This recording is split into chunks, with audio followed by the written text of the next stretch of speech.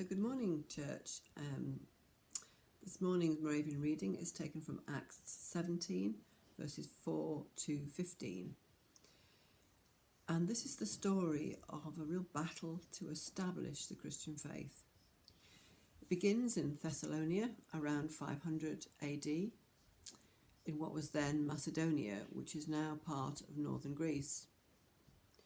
Paul and Silas preached in the synagogue, as they usually did, and some Jews believed, along with a large number of Greeks and a few prominent women. The backlash was huge. The Jews were jealous, and they recruited a pile of thugs to raid the home of Jason, who was Paul's host. They didn't find Paul, so they dragged Jason and some of his friends out into the street. And then they incited the crowd by using a number of half-truths relating to the statements that the apostles had used.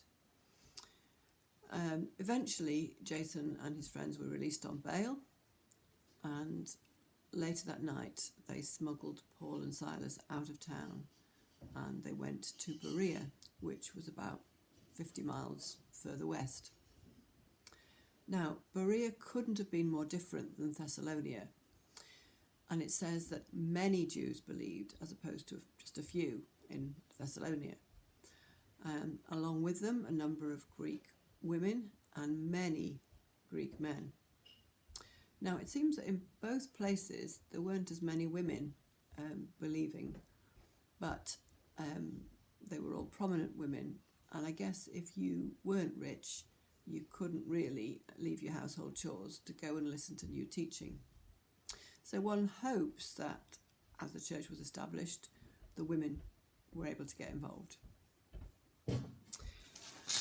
The Christian church thrived in Berea for many centuries. In fact, that was despite the fact that the Jews from Thessalonica actually followed Paul and tried to cause trouble just a few days or weeks later.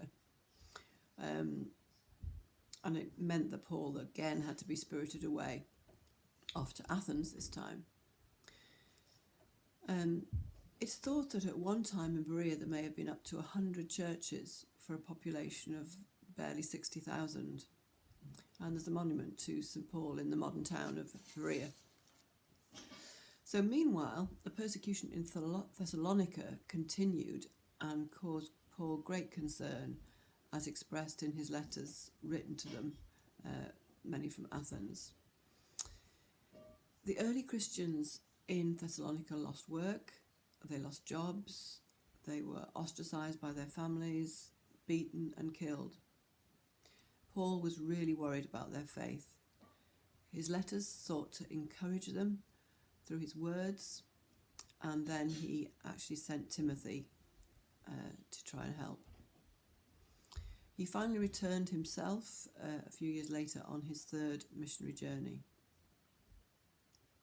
Scholars are divided about the source of persecution, but most agree that it was from the Jewish quarter. The Jews made up a large proportion of the people in Thessalonica, right up to the 19th century. And in fact, in the Second World War, there were 45,000 Jews out of a town of 300,000. Of course, they were all taken to Auschwitz and other camps, and many exterminated. Back in Thessalonica, the church did eventually thrive, and the city became the second most prominent in the Byzantine Empire, second only to Constantinople.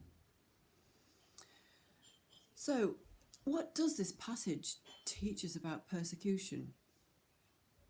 Well, as we can see, it often comes from religious people. It often comes from within our own families. And finally, it's to be expected. It's the norm for many Christians around the world now, today, and it often comes from other religious groups. We've had it really easy in the UK. Christians and Christian organisations have been highly respected over the years. But we can see that tide turning And in the media, in sitcoms, documentaries, or news programs, Christians are often ridiculed or portrayed as intolerant and bigoted. So, as we observe end times events taking place around the world and Jesus' return getting nearer, we can expect that persecution will increase. But the good news is that God's kingdom thrives under persecution. And while God may not remove us from difficult circumstances, he promises to always be with us. So let's not allow fear to stop us from sharing the good news about Jesus. Have a good day.